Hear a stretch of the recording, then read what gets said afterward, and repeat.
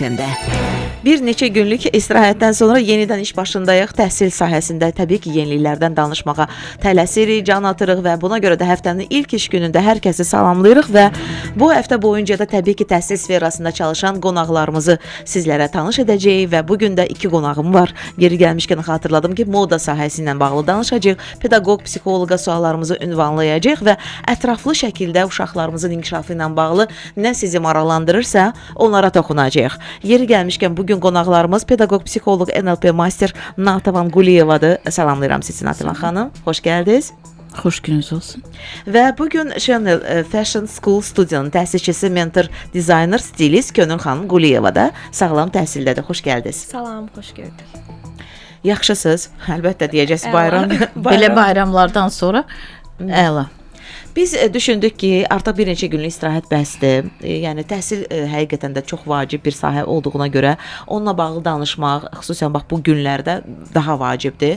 Xüsusən hələ abituriyentlərin, artıq şagirdlərin yavaş-yavaş buraxılış imtahanları verən ərəfəsidir. Qəbul imtahanlarına doğru gedirik və təbii ki, körpələrimizi, uşaqlarımızı da unutmuruq və həm də bizim proqramımız bir peşə yönümlü olduğuna görə düşündük ki, Könül xanım siz burada olmalısınız. Eyni zamanda Natavan xanım sizdə.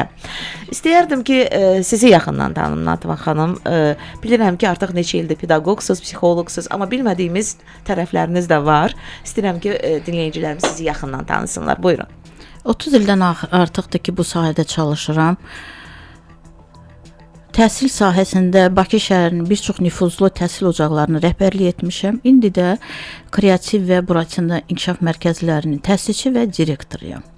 Bugünkü gün bəli, bizim sizin radio kimi belə bir radioya çox ehtiyacımız vardı. Çünki təhsillə bağlı, təhsil ulu öndərimiz demişkən, təhsil millətin gələcəyidir və bu gələcəyi sağlam qurmaq lazımdır. Sağlam radionun da bugünkü gün təhsilə olan dəstəyinə bizim çox böyük ehtiyacımız var idi. Siz sağ olun Aygün xanım layihənin rəhbəri, sağ olun Samirə xanım ki, bu cür bir şərait yaradırsınız ki, təhsil işçiləri, bu bizim mənəvi bir qidamızdır. Yəni bizim bu mənəvi qidaya çox böyük ehtiyacımız var. Dediniz ki, neçə ildir artıq bu sahədəsiz və ilk olaraq başladığınız, yəni müəssisə necə idi? Məktəbdən başladınız yoxsa? Mən əvvəlcə 21-ci əsr təhsil kompleksində bağça müdirəsi işləmişəm 13 ilə yaxın. Kifayət qədər nüfuzlu. Bəli. Pedaqoji universitetdə, Avrasiya Universitetində pedaqogikadan dərs demişəm. Sonra da mənim daha yaxın özümə məktəbə qədəri bildiyimə görə, yəni bütün sahələri təcrübədən keçirdəndən sonra mən körpələri daha yaxın özümə bildim və onlarla işləməkdən həqiqətən zövq alıram. Bizim institutda bir müəlliməmiz vardı, həmişə deyirdi ki, uşaqları sevməsən, onlarla işləmək, o gərək sənə zövq verə. Çox vaxt görürsünüz, müəllimələr var, deyir, yoruldum. Əgər yorulursa, bu ona əzab verirsə, deməli, o insan öz yerində deyil. Hər bir insan öz yerini tapmalıdır. Əgər sənin işin sənə zövq vermirsə, deməli, sən doğru yerdə deyilsən. Həm də uşaq onunla mülayim danışan, onunla xoş danışan insanları daha çox yadınız. Uşaqlara ürəyinə yol ancaq sevgi. Yəni uşaq, bəli, uşaqlar yalan danışmağı bacarmır. Uşaqlar ancaq sevgi və qayğıdan gedən yolu qəbul edirlər. Uşaqların yanaşması ancaq sevgi ilə olmalıdır. Hər bir uşağın öz dili var. Deyir, hər bir qapının öz açarı olduğu kimi, hər bir uşağın da öz dili var. Yəni ona özünün dilində, özünün qəbul etdiyi dildə yaxınlaşanda o uşaq sənə iç dünyasını açır tamamilə. İndi hal-hazırda çalışırsınız. Kreativ İnkişaf Mərkəzi və Buratina. Əsas Kreativ İnkişaf Mərkəzi İnşaatçılar metrosunun yaxınlığında yerləşir. Böyük bir kompleksdir. Orada 1 yaş yarımından 8 yaşına qədər uşaqlar var. Yəni orada müxtəlif kurslar, şahmat, rəsm, rəqs, gimnastika və bununla yanaşı da ən əsasdakı uşaqların inkişaf etdirici məşğələlər, məktəbə qədər təhsil və problemli uşaqlarla iş. Yəni bugünkü gün bizim çox təəssüflər olsun ki, bugünkü gün bizim həyatımızda hər 2 uşaqdan birində müxtəlif problemlər aşkar olunur. Siz nəzərdə tutursunuz bu autizm spektrli uşaqları? Autizm spektrli uşaqlar var, nitq gecikməsi var. Bugünkü gün nitq gecikməsi, mən sizə bir şey deyim, bu tək Azərbaycanla bağlı, dünya praktik, yəni mən özüm çox başqa ölkələrdə olanda həmişə təhsilə maraqlanıram. Məsəl üçün, keçən yay Londonda olanda, bugünkü gün mən oğlum Amerikada yaşayır və gəlin təhsil sektorunda işləyir və mən orada Amerikanın özəl və dövlət məktəbə qədər müəssisələri ilə sırf təmasda oluram və maraqlanıram. Bu günkü gün bütün dünyada bir necə deyim, elə bir tendensiya mı, dəb mi deyim, halını alıb ki, uşaqlar gec danışırlar. Ən çox da bu oğlan uşaqlarında var. Ancaq bir şey də qeyd edeyim ki, çox vaxt 4 yaşına yaxın elə uşaq olur, heç bir kəlmə də söz demir. Düzdür, orada çox böyük bir iş gedir. Psixoloqların, loqopedlərin, yəni mütəxəssislərin, pedaqoqların düzgün yanaşmasında nitq tam özünü görsə və heç bir fəsad qoymur. Toxunacağıq bütün bu məsələlərə. Bir halda ki, psixologiyaya da toxunursunuz və biz verilişdən də əvvəl müxtəlif məqamlara toxunduq. İstəyirəm ki, əgər bəzilərinə imkan varsa bugün proqramımızda onları da qeyd edək, onlara da toxunaq. Məsələn, loqopedlə, defektoloqla bağlı, ümumiyyətlə bu uşaqlarla çalışmaqla bağlı bizim bəzi məqamlar var ki, ürəyimizə ağrıdır. Necə kömək eləyə bilərik həmin uşaqlara? Zəhmət olmasa bu barədə Natiqə xanım birazdan deyərsiniz. Sizi tanıtmaq istəyirəm. Könül xanım, deməli, Chanel Fashion School studiyanın təsisçisisiz, mentor, dizaynersiniz, stilistsiz. Aha.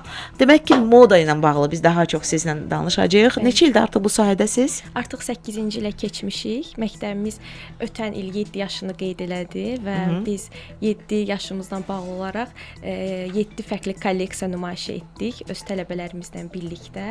Ümumilikdə isə ilk gündən bu günədək bizim əsas məqsədimiz qadınların həyatına yön verməkdir təhsil vasitəsilə. Düzdür, bizdə həm kişilər, həm qadınlar rahatlıqla təhsil ala bilər, amma 90% tələbələrimizin əksəriyyətini qadınlar təşkil edir. Maraqlıdır ki, amma çox məşhur belə deyək də dizaynerlər, moda mütəxəssisləri daha çox dünya praktikasında belədir ki, kişilərdir. Amma məncə bizdə daha çox qadınlar biz bu necə deyirlər, bariyeri aşmalıyıq. Yəni qarşımıza məqsəd qoymuşuq. Aha. Ümumi belə deyək, necə məlumat verə bilərsiniz bizə moda mərkəziniz barəsində? Neçə ildir artıq dediniz başlamısınız, yenisiz? 8-ci ilimizə keçmişik artıq. İlk öncə mən özüm sırf yerli brend dizayneri, marka yaradıcısı olaraq bu sahəyə başlasam da, sonra çox təsadüfi bir şəkildə işin öyrətmə prosesinin içərisinə daxil oldum. Özüm də heç vaxt təsəvvür eləməzdim ki, bu sahədə bildiklərimi kiməsə ötürərəm. Çünki özümü heç vaxt o tərəfdən yoxlamamışdım. Təsadüfi bir şəkildə bu öyrətmə prosesinin içərisinə girməyim, bir tələbə ilə başlamağım bu gün artıq 500-ə yaxın insana bu sahə ilə bağlı təhsil verməyimə gətirib çıxarıb. Təbii ki, öz komandamla birlikdə artıq. Maraq var deyirsiniz moda sahəsinə, bir peşə maraq. Bəli, son illər daha çoxdur maraq əvvəlki illərə baxanda. Eyni zamanda əvvəlki illərdə bu sahə ilə bağlı özəl kursların, məktəblərin, peşə yönlü belə təhsil ocaqlarının olmaması indi bu sahənin daha da inkişafda olması, əvvəllər bununla bağlı məkan tapa bilməyənlər üçün də bir yer olur və onlar rahatlıqla artıq bu gün gəlib o arzularındakı, xəyallarındakı təhsili alıb öz yollarını, karyera yollarında addımlaya bilirlər. Ümumiyyətlə bax bu mərkəzi açmaqda məqsəd nə idi? Hansı ehtiyacda doğdu bu? Boşluq gördünüz orada, dediniz ki, aha, yəni məqamdır, mən bu sahəyə başlasam, mən uğur qazanacağam və insanlara da arxamca apara biləcəm. Bundan mı irəli gəldi, yoxsa həvəs mi var idi? Uşaqlıqdan bəlkə bir həvəsiniz olub? Bəli, əslində uşaqlıqdan gələn bir həvəs olub. Sadəcə mənim ilk təhsilim filologiya və jurnalistika üzrə olub Azərbaycanda. Və artıq müəyyən bir yaşa gəlib çatdıqdan sonra sən özünü daha da yaxşı tanımağa başlayırsan. Biraz da geri gedirsən, öz uşaqlıq xəyallarının arxasınca getməyin daha yaxşı bir seçim olduğunu başa düşürsən və bu dövrdə mən özüm Bakıda saysız rəssamlar, kurslar axtarışında idim. Düzdür, getdiyim müəllimlər mənə çox yaxşı təhsil verən, məni yönləndirən insanlar olurdu. Amma yenə də məni təmin etməyən bəzi detallar var idi. Ona görə ki, mən məsələn həmin dövrlərdə Bakıda yox, xarici təhsil metodikasına daha çox yönəlirdim. Çünki axtardığımı tapa bilmirdim. Sırf o axtardığımı tapa bilmədiyim detallar nələrdir? Məsələn, mərhələli metodika ilə təhsil. Əgər mən bu gün heç bir texniki bacarığım yoxdursa, amma bu sahəyə həvəsim varsa, hansı ardıcıllıqla irəliləsəm nəticə əldə edə bilərəm. Bu sahədə bir pərakəndəlik var sanki. Məlumatlar səpələnib, sadəcə onu düzgün metodika ilə ötürə biləcək insanları tapa bilməmək mənim əsas problemim idi. Yəni bunu bir sistem halına salmaq lazımdır. Sistemləşdirmək, strukturlaşdırmaq, daha professional bir yanaşma ilə bu məlumatları gənclərə, yeniyetmələrə və yaxud da bizdə məsələn 8 yaşdan 62 yaşa qədər tələbələr var. Yaşın heç bir fərqi yoxdur bu sahədə. Əsas odur ki, düzgün metodika ilə biz bu məlumatları tələbələrə ötürə bilək. Və digər ikinci ən vacib məsələ nəzəri biliklərdən əlavə praktiki biliklərində olmalı. Praktika olmasa bu işdə uğur çox çətin olur, nəticə çox çətin olur əldə etmək. Maraqlı dediniz ki, 8 yaşından belə qəbul edirik. Yaxşı, belə düşünək. Bir valideynin öz uşağında modaya həvəsini necə aşkarlamaq mümkündür? Bu uşaqlar bunu onsuz da necəsə biruzə verir. Parçalarla olan davranışları, rənglərlə olan yaxınlığı, o eskizlərlə, kağızlarla. Yəni bu elə bir hissdir ki, siz onu sadəcə lazımdır siz öz uşağınızı müşahidə eləyəsiniz kənardan. Bir izləyici kimi onu müşahidə eləyəsiniz. Bu zaman istər-istəməz o necəsə özünü biruzə verəcək. Yəni moda təhsili verirsiniz. Biz bu dinləyicilərimizə bunu xatırladaq. Əgər uşaqlarında bu həvəsi görürlərsə, necə deyirlər, Könül xanım söylədiyi kimi, belə deyək də pərdələrinizi bəzən görürsüz, kəsirlərsə və yaxud da ki, hər hansı bir yataqda də tətbiq eləyirlər bəzən. Çox sevirlər oynamağı. İşin təkcə dizayner olmaq tərəfi yoxdur, stilist ola bilmə tərəfi də var. Kimsə sırf özünü və yaxud digərlərini ən uğurlu şəkildə yansıda bilər bu peşə vasitəsilə. Mənim bacım yadımdadır ki, yəni əslində anam onu 7 illik musiqi məktəbinə, fortepianoya qoymuşdu. Yadımdadır, amma xalam məsəl üçün daha çox bacım xalamın yanında qaldığına görə nənəmgildə bir neçə dəfə pərdələrin kəsilməsini, yəni nəyə görə bunu eləyirsən deyəndə deyir, mən çox xoşuma gəldi, qayçın səsi gəlirdi. Sonradan gördük ki, bunun doğrudan da musiqi tərəfinə gedən bir həvəsi yoxdur. Daha çox elə dərziliyədir. Elə də oldu. Baxdıq gördük doğrudan da bu həvəsi dərziliyədir və daha çox o istiqamətdir. Bəli. Ona görə də valideynlər buradan əgər o istedadı, o bacarığı uşaqlarında görürlərsə, heç olmasa onun cücərtilərini belə deyək də görürlərsə, o zaman müraciət eləyə bilərlər.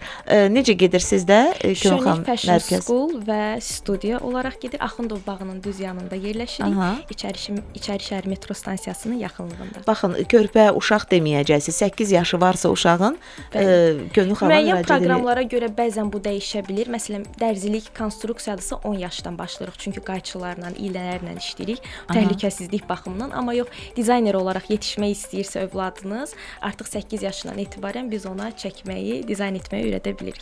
Biz qayıdacağıq təbii ki, sizinlə söhbətə və bu arada xatırladım ki, axı proqramımızın sponsorları var.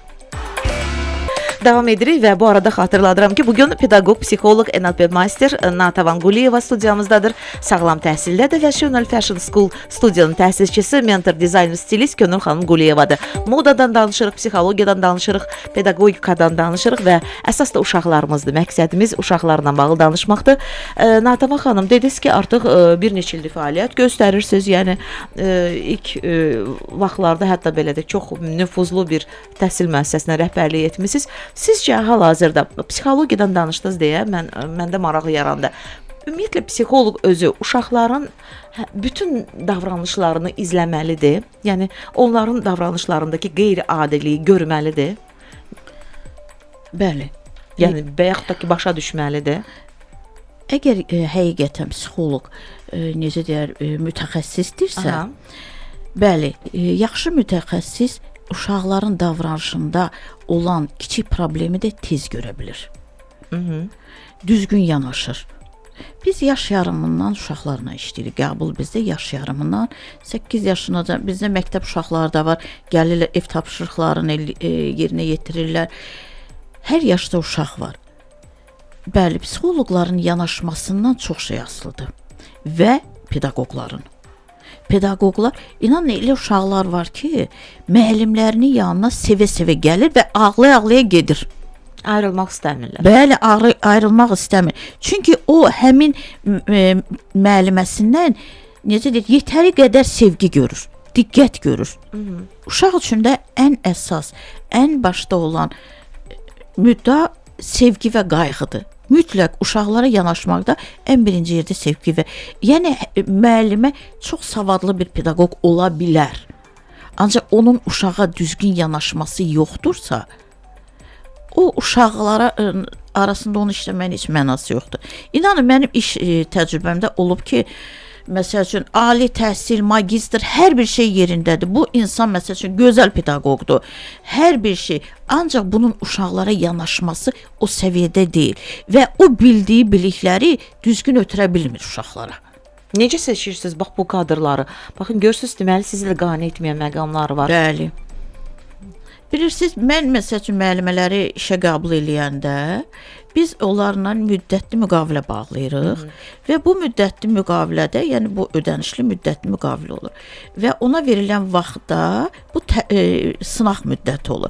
Bu sınaq müddətində müəllimənin uşağa yanaşmağı, müəllimənin nə qədər səbirli olmağı, nə qədər uşaqlara sevgi, qayğı göstərməyi və ən başdakı onun savadı, bunlar hamısı 2 həftədən 1 aya qədər sınaq müddəti təyin edirik müəllimələrə. Elə müəllimə olur ki, 1 həftədən sonra məsəl üçün deyirik ki, xanım sizinlə işləmək biz üçün çox xoşdur. Yəni uyğun. Bəli, uyğunsuz. Elə müəllimə olur ki, 3 gündən sonra deyir ki, xanım siz bizə uyğun deyilsiniz. Yəni baxırsan ki, bunu uşaq içərisinə buraxmaq heç düzgün deyil. Yəni aqressiyası var, evdə olan problemlərin gətirir, məsəl üçün işdə göstərir. Müəllim olan qapıdan girdi, bütün onun problemləri qapının arxasında qalmalıdır. Bəli, işə yansıtmamaq. Bəli, əgər kimsə öz problemləri ilə gəlirsə uşaq yanına, qrupa, otağa, o artıq işləyə də bilmir. Yəni məhsuldar işləyə bilmir. Çünki onun bütün fikri qalır evindəki problemlərin yanında. Və yaxşı olar ki, ümumiyyətcə məktəbə qədər sahəni seçəndə insanlar ən birinci, bu sahəyə adətən xanımlar gedir. Xanımlar ən birinci uşaqlara özlərinin uşağa qarşı olan sevgisini. Məsəl üçün yenə deyirəm, avqust ayında bir cavan kadr gəlmişdi. Magistr qırmızı, bakalavr qırmızı. Xanım dedi ki, mən uşaqları sevmirəm. Dedim, onda sizin bura niyə gəlmisiniz? Yəni biz heç sınaq müddətində də keçid etmədik. Yoxsa işləmək çətindir? Yox, o dedi mən ümumiyyətcə uşaq səsini, uşaqlarla işləməyi sevmirəm. Mən dedim gedin özünüzə başqa bir ixtisas götürün, başqa bir istiqamət götürün. Yəni siz onsuz da bu sahədə işləyə bilməyəcəksiniz. Uşaqla işləyən ən birinci uşaqları sevməlidir. Uşaqlara qayğı ilə yanaşmalıdır. Uşağın hər dəcəlliyini götürməlidir. Əgər bu yoxdursa, heç uşaqların olan müəssisəyə girməyin mənası yoxdur. Yəni bəzən doğrudan fərqli uşaqlar da olur, Fərqli hiperaktiv də uşaqlar olur, çoxdur. biraz sakit də olur. Hiperaktiv uşaqlar da var, sakit uşaqlar da var. Çox hiperaktiv uşaq da problemdir, çox sakit uşaq da problemdir. Çox vaxt deyirlər valideynlər ki, mənim uşağım sakitdir, görsən 15 dəqiqədə qoyduğum yerdə oturub. Bu da düz deyil. Uşaq sağlam, uşaq hərəkət eləməlidir. O enerjisini çıxartmalıdır. Bəli. Mütləq bir formada sağlam uşaq, yəni dünya praktikasında, dünya pedaqogikasında uşaqlara sərbəstlik verilməlidir. Uşaq öz enerjisini çıxartmalıdır. Yəni əgər bu uşağı oturtdum, bu burada yox, bu düzgün deyil. Uşaqda olan qeyri-adiliyi, belə deyək də, davranışlarda sizə belə qeyri-adi gələn məqamları valideyndən əvvəl görə bilirsinizmi? Mütləq. Siz psixoloqlar və ümumiyyətlə Mütləq. Uşaqlar gəlir, məsəl üçün biz görürük ki, ən birinci, yenə deyir, bunu ola bilər ki, yaş, təcrübə deyir, uşağın gözünə baxanda, o uşağın adekvat, neadekvat olduğunu biz müəyyən edə bilərik. Bunu məlumatlandırırsınız valideynə. Mütləq. Çünki yenə deyirəm, ola bilər bu iş təcrübəsindən irəli gəlir, 30 ildən artıqdır bu sahədə işləyir. Birinci dəfə uşağı görəndə, onun gözünə baxanda bu uşağın, çox valideynlər gətirir ki, bu uşağın problemi var və yaxud da net geriləməyi var. Birinci dəfə o uşağın gözünə baxanda onun adekvat, neadekvat olduğunu bilmək olur. Onu Problemli uşaqlar bugünkü günün yenə deyirəm tendensiyasıdır. Elə bilin bir dəbidir. Ola bilər bu xanımların hamiləlik dövründə olan problemlərindən, ola bilər ekologiyadan və yaxud qəbul etdikləri qidalardan bugünkü gün problemli uşaqlar çoxdur. Səbəbləri də müxtəlifdir. Səbəbləri də çoxdur. Bəziləri aşkarlanır, bəziləri hələ də həkimlər özləri də belə Bəli, çox adı problem. bir qeyri-adi belə deyək də, qeyri adlandırırlar ki, yəni səbəbi bəlli olmayan səbəblər, yəni hələ də aşkarlanmayıb ki, nədən olur bu? Yəni bu bunu hallar? düzdür. İndi bunu tibb sahəsinin mütəxəssislər daha yaxşı bilərlər. Yəni bilinmir ki, bu ekologiyadan da qəbul olunan qidalardan və yaxud da ki, xanımların hamiləlik dövründə keçirdikləri stresslərdən bugünkü gün problemli uşaqlar bugünkü gün bizim ən böyük problemimizdir. Demək olar ki, 5 uşaqdan 3-ü problemlidir. Nə yaxşı ki, bax belə mərkəzlər var və çalışan psixoloqlar sayəsində bu problemlər Psixoloqlar və aşkarlanır. düzgün pedaqoqlar, düzgün yanaşmalar, uşağa düzgün bilirsiniz, çox vaxtda uşaqlar ola bilər ki, o deyir Einstein necə deyiblər, 8 yaşında başlayıb danışmaq. Uşaqlarda çox vaxt bəlkə də necə deyir, komfort zonasından çıxmaq istəmirlər. Ona görə gec danışmaq da olur. Yəni onu düzgün pedaqoq, düzgün yanaşma olanda baxırsan ki, nitqdə başlayır yavaş-yavaş bərpa olmağa. Burada mütləq psixoloqla pedaqoqun birgə işi lazımdır. Çox deyə səbəblər Natəvan xanım həqiqətən də Bəli. araşdıranda baxın uşaqların planşetdən, telefondan daim istifadə etməsi, çox istifadə etməsi, hansı ki bu da ünsiyyətin itirilməsinə Bəli, valideynlərlə. yaxşı olar ki, valideynlər uşaqlarına daha çox vaxt sərf eləsinlər. Uşaqlara bahalı telefon, planşetlərin alınmağı bu sevgi deyil. Sevgi uşağa vaxt ayırmaq, uşağın bu nədir sualına cavab vermək. Əgər valideynlər yetəri qədər uşaqlarına vaxt ayırsalar və onların hər sualını cavablandırsalar, get götür evə gələn kimi planşeti götür. Mən inandırım valideynlər olur deyir ki, mən uşağıma hər şeyi yaxşısını verirəm. Nədir yaxşısı? Onun planşeti ən bahalıdır, telefonu ən bahalıdır. Mən onu ən bahalı istirahət yeri. Bunlar sevgi deyil. Sevgi uşağa vaxt ayırmaq, onunla gəzmək, onunla söhbət eləmək, onun oyuncaqları ilə onun dilində oynamaq, onunla təbiətdə gəzib hər bir şeyi göstərib ondan soruşmaq. Yəni bugünkü gün 6 yaşında uşaqlar var ki, rəngləri tanımır. Ona görə yox ki, uşağın problemi var. Ona görə ki, valideyn yetəri diqqət ayırmır. Çox düzgün vurğulayırsınız, amma bizim valideynlərin bəziləri var ki, uşaqla gün keçirməyi sadəcə yeməklə, qidalanma ilə əlaqələndirir. Yalnız əyləncəli yerlərə aparır, qidalansın uşaq və s. Bu ünsiyyət kömək edirmi? Bu cür ünsiyyət kömək edirmi uşaqlara? Biz bunu birazdan da sizdən soruşacağıq. Ümumiyyətlə valideynlərin ən çox yol verdiyi səhvlərə Natəvan xanım toxunarıq. Mən sizə bu arada xatırladıram ki, bir halda ki söhbət düşdü uşaqların gec danışmasından və yaxud da ki, ləng danışmasından, qüsurlu danışmasından. Təbii ki, səbəblər çoxdur. Biraz əvvəl də qonağımız bu haqda danışdı. Ailədə yaşanan travmaların özü də belə uşaqların ləng, gec danışmasına gətirib çıxara bilər. Amma nə yaxşı ki, belə mərkəzlərin sayı çoxdur Azərbaycanda, son illərdə də artır və belə mərkəzlərdən biri də Rabitəli Nitq Reabilitasiya Mərkəzidir ki, ən çox uşaqlarda müasir dövrdə rast gəlinən problemləri çözməyə çalışır. Ən çox loqopedlər, defektologlar belə uşaqlarla çalışırlar. Birazdan biz autizmli uşaqlarla bağlı danışacağıq. Məhz autizmli uşaqlarla da Rabitəli Nitq Reabilitasiya Mərkəzinin loqopedləri çalışırlar. Vaxtında müraciət edin, çünki erkən müdaxilə demək olar ki, bu terapiyaların ən əsas belə deyək müalicəsinin yarısını heç olmasa həll etmiş olur. Səlis nitqlə danışmağını istəyirsinizsə uşağınızın, ümumiyyətlə sağlam bir mühitdə böyüməsini istəyirsinizsə, bu zaman nömrə deyəcəm. Mütləq zəngiliyin danışın 050 867 27 43 050 867 27 43 Instagram səhifələri də var. Rabitəli _ Nitq. Sağlam təhsil sizi xoşbəxt gələcəyə aparan qapı. Gülün xanım, sizin sahədə də belədir? Bəli, eynilə çox çətinliklər, bayaqdan qulaq çatışmazlıqlar. asıram və o Aha. qədər oxşar tərəfləri var ki, adi məsələn travmalardan danışanda biz fərdi stilistika adlı bir proqramımız var. Düzgün geyim qaydalarını öyrədir. Xarakterə görə geyim, psixologiyaya görə geyim, belə punktlar var, mövzular var proqramın içərisində və necə təsir eləyir bizim uşaqlıq travmalarımız bugünkü alış-veriş vərdişlərimizə, Aha, maraqlıdır. qarderobumuza, ümumiyyətlə bir qarderobumuzun içi bizim psixologiyamızın başqa bir yansımasıdır deyərdim və çox oxşar tərəflər var. Və digər bir məsələ o siz bayaq vurğuladınız Natəvan xanım, individual yanaşma hər bir uşağa bizim də işimizdə əslində eyni tipli gedişatla irəliləyir. Hər bir tələbəyə individual yanaşırıq, onun xarakterini, psixologiyasını nəzərə alaraq tədris prosesini aparırıq. Məhz elə peşə təhsilinin, özəl kursların fərqi deyərdim ki, əsas fərqlərindən biri də odur ki, biz bu proses zamanı ümumi ənənəvi qrup izahatı sistemi ilə tədris prosesini aparmırıq. İndividual yanaşma prinsipini daha çox ön planda tuturuq.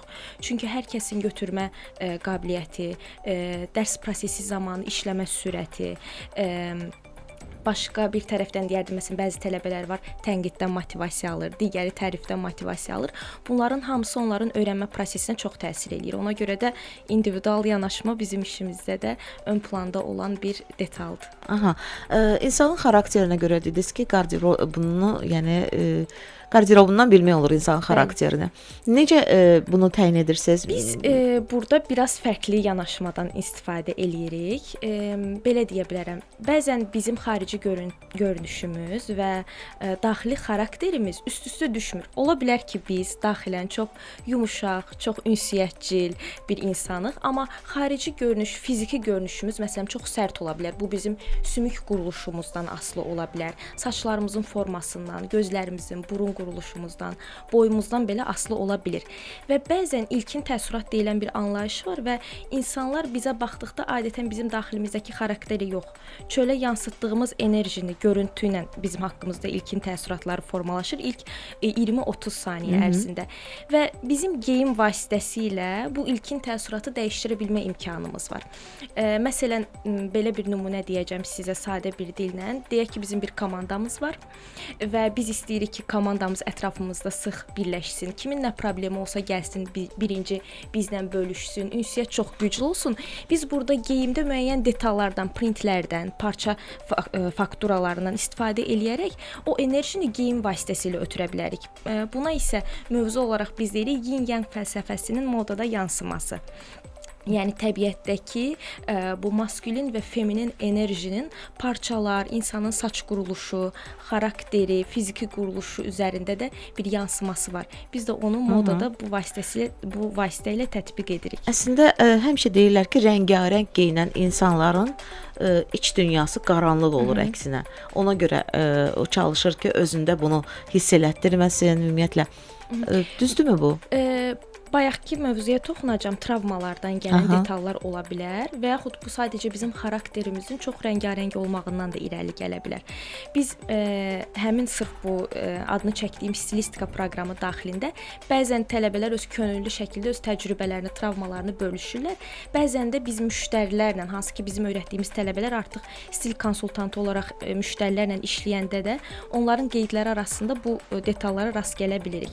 Bəzən insanlar müəyyən bir tutaq ki, bizim var 50 yaşımız və yaxud da 48 yaşımız, amma daimi olaraq özümüzü 18 yaşındakı kimi hiss eləmək istəyirik. Ekstra gənc isə bunda heç bir problem yoxdur. Hər kəs özünü çox gənc görmək, gənc hiss eləmək istəyə bilər. Amma bu artıq bir valideynin daimi olaraq öz övladının geyimlərini geyinməsi, ekstra rəngli görünmək istəyi bəzən travmalardan qaynaqlana bilir. Məsələn, biz bunu dərs prosesi zamanı 2 dəfə bu halla rastlaşmışıq son dövrlərdə. Biri belə açıldı ki, söhbət, xanımın 48 yaşı var və daimi olaraq özünü 16 yaşında hiss eləmək məcburiyyətini və belə xoşbəxt hiss eləyir və etiraf o seans kimi keçir bəzən dərslər. Belə oldu ki, biz öyrəndik 16 yaşında o öz atasını itirib, valideynini itirib və psixoloji olaraq özünün ən xoşbəxt dövrlərini 16 yaşına qədər olan o dövr kimi algılayır və daim o cür hiss eləmək istəyir. Digər bir detal isə nə olmuşdu? Burada burada da tələbəmiz hardasa 50'li yaşlara yaxın idi. O isə daimi olaraq özünü 27 yaşında hiss eləmək istəyirdi. Söhbət əsnasında məlum olur ki, 27 yaşında ailə həyatı qurub və istədiyi kimi bir ailə gedişatı olmadığı üçün özünün ən xoşbəxt dövrlərini 27 yaşa qədər yaşamış olduğunu düşünür və daim o yaşdakı kimi görünməyə çalışır. Bəzən bizim kənardan gördüyümüz o rənglər, bəzi detallar insanın öz xarakterinin al-əlvanlığından da irəli gələ bilər. Altında travmalar da yata bilər. Əla. Qeydləriniz həqiqətən çox xoşuma gəldi. Moda təhsili verirsiniz. Ən əsas bax bu məqama dinləyicilərimiz diqqət yetirsinlər. Əgər uşaqlarında ümumiyyətlə dəbə qarşı, ümumiyyətlə bu dərziliyə qarşı bir meylli, bir həvəs görürlərsə, müraciət edə bilərlər Könül xanıma və maraqlısı odur ki, yəni indi hal-hazırda dizaynerlar, ümumiyyətlə moda mütəxəssisləri, yəni müəyyən bir çətinliklərlə qarşılaşırlar. Çünki ən çox hazır məhsullarla daha çox qarşı-qarşıya qalırlar.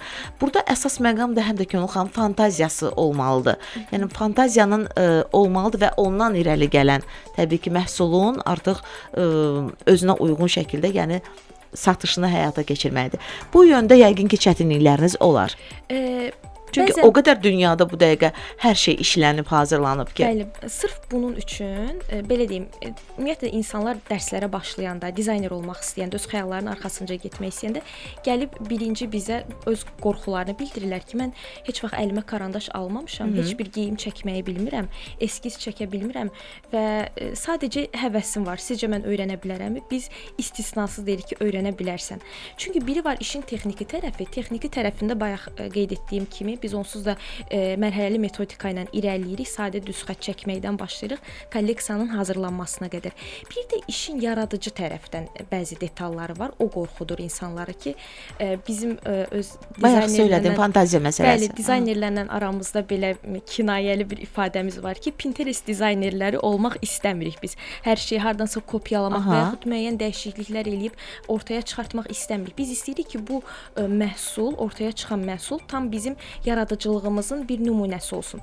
Əslində bunun üçün də müəyyən mövzular var. Vacib deyil ki, sizin yüksək səviyyədə fantaziyanız, absurd ideyalarınız olsun və yaxud olmasın. Bu sizi qorxutmamalıdır. Çünki eskizdə ruhlanma deyilən bir mövzu var və biz burada gözümüzlə gördüyümüz canlı və yaxud cansız bütün detallardan, arxitekturadan, memarlıqdan, floradan, faunadan, yəni gördüyünüz bütün detallardan, hətta görmədiyiniz müəyyən hisslərdən belə ilhamlanıb ondan geyim yarada bilirsiniz. Müəyyən texnikalar vasitəsilə. O texnikaları da biz moda eskizi və dizayn tələbələrimizin artıq proqramın sonlarına doğru öz kolleksiyalarını hazırlamağa yaxınlaşdıqca onlarla bunu bölüşürük. İnanırsınız, o qədər fərqli mövzulardan, sosial mövzulardan ilhamlanan tələbələr olur. Adi dərs prosesində istifadə etdiyi qayçılardan belə ilhamlanan tələbələr olur, bitkilərdən, yəni mövzu fərqli-fərqli incəsənət nümunələrindən sırf bu kolleksiya mərhələsində, hazırlama mərhələsində ilhamlanmaq üçün səyahətə çıxanlar var, qaleriyaları gəzənlər var, film izləyənlər var, kitab oxuyanlar var ki, bəlkə oradakı hər hansısa bir obraz və yaxud bir təbiət mənzərəsi və yaxud hər hansısa bir sosial mövzu onu ilhamlandırar və o bu kolleksiya vasitəsilə bir mesaj ötürə bilər. Bu sahə ümumiyyətlə araşdırmanı daha çox xoşlayır. Aha, yaxşı, bəs sizin mərkəzlə necə əlaqə saxlamaq olar? Yəni moda peşəsinin təhsilini necə almaq olar? Siz ümumiyyətlə əgər dərslərə başlamağı planlayırsınızsa, bunun üçün bizdə ümumiyyətlə bütün hər kəs üçün ilk öncə açıq qapı günü tanışlıq və konsultasiya prosesi baş tutur. Tələbə üçün bir plan hazırlanır. Onun nəyə ehtiyacı olduğunu biz öyrənirik, suallarını cavablayırıq. Tədris olunacaq mövzularla öncədən tanış oluruq. Bəzən tələbələr gəlir, modelyer olmaq istəyirəm, dizayner olmaq istəyirəm, amma konsultasiya prosesi zamanı biz onların fərqlərini izah edirik. Bir konstruktorun işi nədir? Bir biçimçinin işi nədir? Tikişçinin, eskiz çəkənin, dizaynerin, stilistin bunların fərqlərini açıq şəkildə biz tələbələrə göstərdikdən sonra o istədiyi xətt üzrə daha rahatlıqla irəliləyə bilir. Necə əlaqə saxlasınlar? Əlaqə vasitəmiz 050 680 52 71 bu nömrə ilə əlaqə saxlaya bilərlər. Həmçinin sosial media hesablarımızdan da əlaqə saxlaya bilərlər. Chanel Fashion School. Aydındır, davam edirik. Sağlam təhsil sizi xoşbəxt gələcəyə aparan qapı. peşə təhsilindən də danışırıq, təbii ki, uşaqlarla da bağlı danışırıq və biraz əvvəl Natəvan xanıma sual ünvanladı ki, görəsən valideynlərin ən çox yol verdiyi səhvlər hansılardır uşaqları ilə bağlı? Mən bir pedaqoq, bir psixoloq kimi deyə bilərəm ki, ən böyük səhv diqqət azlığıdır. Uşaqların bilirsiniz necə gəlirlər, çox vaxt uşaqlar hər bir uşaq valideyninə bənzəmək istəyir. Və çox vaxt uşaqlar gəlirlər öz valideynlərini yamsıdırlar. Yəni valideyn evdə özünü necə aparır? Onlar bizdə mərkəzdə teatr studiyası da var. Bir də biz onlara natiqlik kursları da var bizdə. Yəni bunu nitqin formalaşması üçün. Bir də oğlan uşaqlarının formalaşmasında bu natiqlik kurslarıdır, bu teatr studiyalarıdır. Uşaqların sosiallaşmasında böyük rol oynayır. Yəni uşaq kütlə qarşısında, sabah bu uşaqlar məktəbə gedəcək. Bu yəni sinif qarşısında çıxıb dərsi daha öz fikrini ifadə eləməlidir.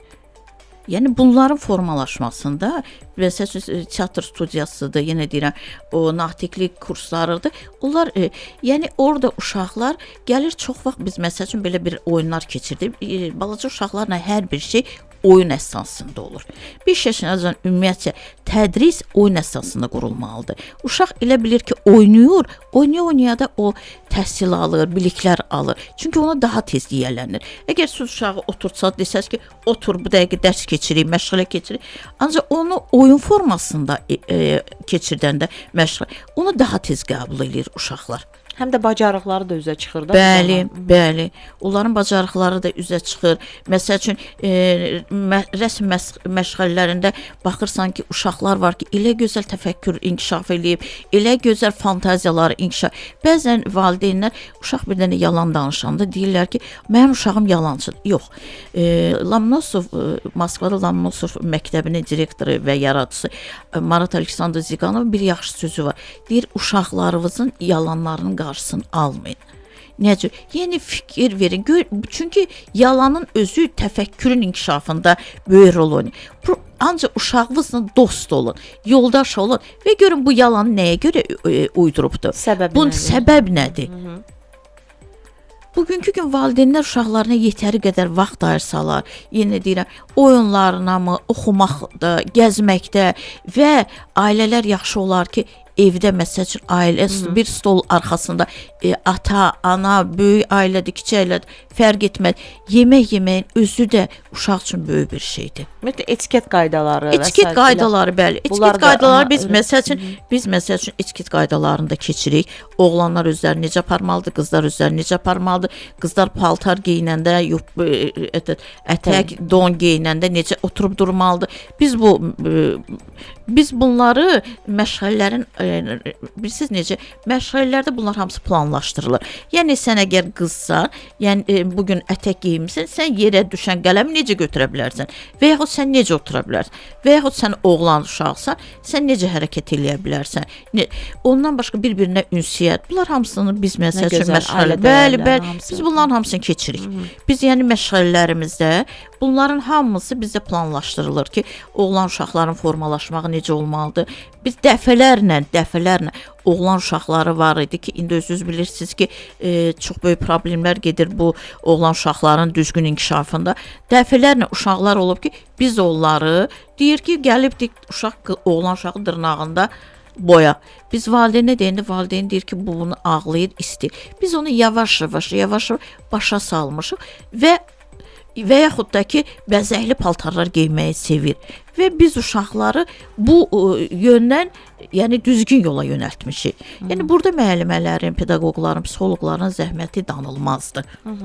Hər bir uşağı da bir şəxsiyyət kimi də yanaşmaq mütləq lazımdır.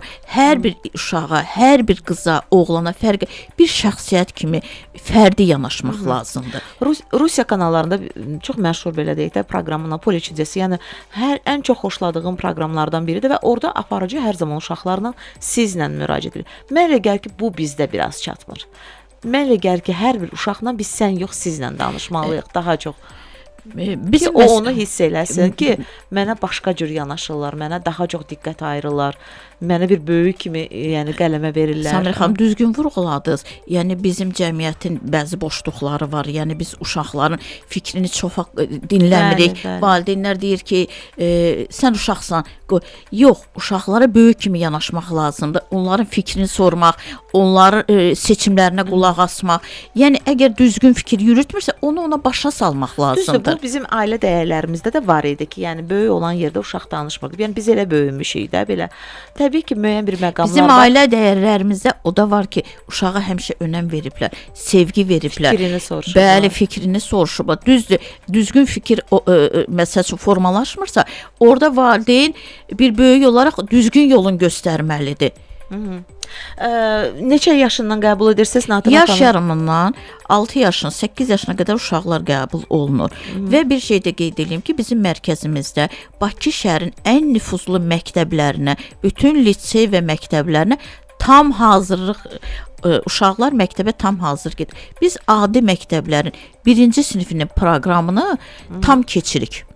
Və bizdə dəfələrlə 6 nömrəli məktəbdə, 23 nömrəli məktəbdə uşaqlar var ki, onlar 2-ci sinifə qəbul olunublar. Necə gedir sizdə təhsil müəssisəsinin adı? Kreativ İnkişaf Mərkəzi İnşaatçılar metrosunun yaxınlığında yerləşir. Akim Abbasov 9B rezident, Qələbə rezidens kompleksinin qarşısında. Əla. Əlaqədə saxlaya bilərsiniz. Əlaqə nömrəsi 051 424 91 94 051 449 85 14. Belə. Instagram səhifələri də var. Maraqlana bilərsiniz. Biz qısa bir reklam arasından sonra söhbətimizi davam etdirəcəyik dostlar. Biz var. Pedaqoq, psixoloq, NLP master Natavan Quliyeva, Chanel Fashion School studiyanın təsisçisi, mentor, dizayner, stilist Könül xanım Quliyeva və sonda Natavan xanımın deyəcəkləri var deyəsən valideynlərə. Baxın, niyə görə sizin mərkəzi seçsinlər valideynlər? Bunu vurğulaya bilərsinizmi? Bəli, çünki bizim mərkəz siz dediyiniz kimi körpə uşaqların iç dünyasına açılan düzgün qapıdır. Və mənim rəhbərlik etdiyim kollektiv sizin uşağınıza lazım olan düzgün yardımı göstərəcəklər. Biz yenə də qeyd edim, Bakı şəhərinin istənilən məktəbi və liseylərinə tam hazır uşaqlarımızı məktəbə yola sala bilirik. Və valideynlərə bir məsləhət eləyərdim. Bir pedaqoq, psixoloq və bir valideyn kimi uşaqlara çox diqqət ayırın. Həqiqətən uşaqların diqqətə, sevgiyə, qayğıya böyük ehtiyacı var. Bahalı, qiymətli oyuncaqlar, planşetlər diqqət deyil. Sevgi başqa şeydir. Ana sevgisi, ata sevgisi alınan oyuncağın dəyəri ilə ölçülmür. Çalışın uşaqlarınıza. Əgər istəyirsinizsə, uşaqlarınız sağlam, düzgün, böyüsün, tərbiyə alsın, uşaqlarınıza vaxt ayırın. Onların inkişafını görün. Çünki bu uşağın çox valideynlər işləyirlər, mən başa düşürəm maddi tərəfində. Ancaq siz uşağınızın inkişafını, böyüməyini görmürsünüz. Vaxt gələcək, siz onun heyfsini çəkəcəksiniz ki, mən yetəri qədər vaxt ayıra bilmədim və öz uşağımın inkişafını görə bilmədim. Könül xanım, moda təhsili almaq istəyənlərə bir sözünüz, ümumiyyətlə necə bir imkanlar açırsınız onlar üçün? İlk öncə onu deyim ki, Azərbaycanda yeganə moda məktəbiyik ki, 15 fərqli proqram üzrə tədris prosesi aparırıq.